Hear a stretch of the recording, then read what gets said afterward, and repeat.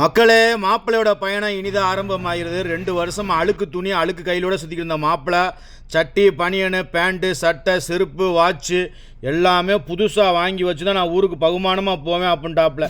ஏன் அப்படின்னா 2 வருஷமா வேலை பார்த்ததுக்கு இது கூட போகல அப்படின்னா என்ன மக்களே, இதான உண்மையான நிலவரம். குர்ரா போட்டு பார்ப்போம்டானா கூட கொடுக்க மாட்டேன்ட்டான். மாப்பிள்ளை பாருங்க, மணி பார்க்க தெரியலனாலும் மாப்பிள்ளைக்கு வாட்ச் ஈச்செல்லாம் போட்டு செண்டுலேயே குளிக்கிறாப்புல இல்லையா, ஊர்லேருந்து திரும்ப வர வரைக்கும் அந்த செண்டோட வாடை இருக்கணுங்கிறக்காண்டி அடித்து நகர்த்தி நொகுத்திட்டாப்புல. தலையை சீவி நல்லா பேண்ட்டு கிண்டெல்லாம் பாருங்கள் பக்காவாக இருக்குது. ஹெட்செட்லாம் கொண்டு போகிறாப்புல. செருப்பை மாட்டி மாப்பிள்ளை கதவை தரும்போது லுக்காக பாருங்கள். டானா இருக்கிற 30 ரூம்லேயும் போய் சொல்லிட்டு வந்துட்டாப்புல. மாப்பிள்ளை எதுவும் கிடைக்குமான்னு பார்த்தாப்புல. எல்லாருமே நம்மளமே ஆட்கள்னால அடித்து விரட்டிட்டாங்க. சும்மா ஓயாமல் ஊருக்கு போய் இருந்தோம்னா இப்படி தான் மக்களே.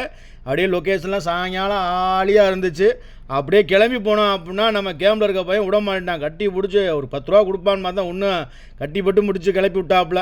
மாப்பிள்ளை வண்டியை திறந்து உள்ளே கிளம்பிட்டாப்புல. இதுதான் முக்கியமான இடம் மக்களே. வெளிநாட்டிலேருந்து ஊருக்கு போகும்போது அவ்வளோ ஒரு சந்தோஷமாக இருக்கும். அப்படியே ஜாலி, அப்படியே கையில் பிடிக்க முடியாது. மாப்பிள்ளை 1 மாதமாக தரையில் கால் போல் அந்த மாதிரி சுற்றிக்கிட்டு இருந்தாப்புல. இந்த இடம் தான் முக்கியமான இடம். ஊருக்கு போகும்போது ஜாலியாக இருக்கும், வரும்போது ரொம்ப கஷ்டமாக இருக்கும்.